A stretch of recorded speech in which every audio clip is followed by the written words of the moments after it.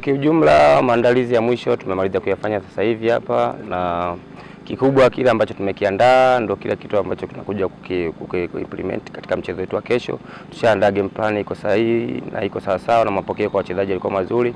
Kilichobaki ni wachezaji tu waweze kuamka salama kesho, waweze kuja kumalizia asilimia kadhaa ambazo zimebaki ambazo zitakuwa katika pitch hapa. Sisi tumejiandaa kwa mechi zote, lakini pia vile kuna baadhi ya mechi tunaziandaa kutokana na mpinzani husika.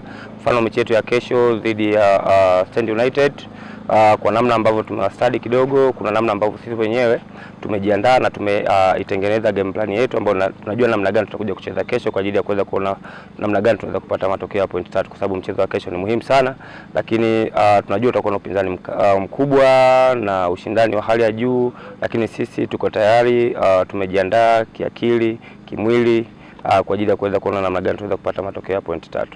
Hakuna mashaka yoyote kuelekea mchezo wa kesho, kwa sababu the way ambavyo timu ilivyo na the way ambavyo tumeiandaa timu, nafikiri ni kusubiria tu iweze kufika kesho.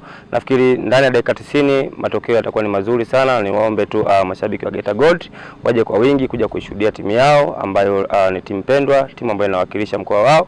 Waje kuisupport kama ambavyo siku zote wanaisupport, na tunawaahidi katika mchezo wa kesho wataondoka na furaha ya point 3. Mpira hauchezwi na historia, mpira unachezwa uwanjani, na mpira unachezwa the way ambavyo unakuwa umejiandaa. Na ukiangalia mechi unazungumzia msimu uliokuisha, tuliweza kufanikiwa sisi kuwafunga hapa Stand 3-1, lakini katika playoff tutoa nao sare. Kwa hiyo katika uwanja huu matokeo ambayo sisi tunayabeba ni ya point 3 na tunahitaji ni ya point 3 katika mchezo wa kesho, kwa sababu tunahitaji na hizo point tunataka kuendelea ku maintain nafasi yetu, na point tulizonazo ziweze kuongezeka ili kujitengenezea mazingira mazuri zaidi ya kuweza kupanda ambavyo lengo letu la msimu huu linavyotaka.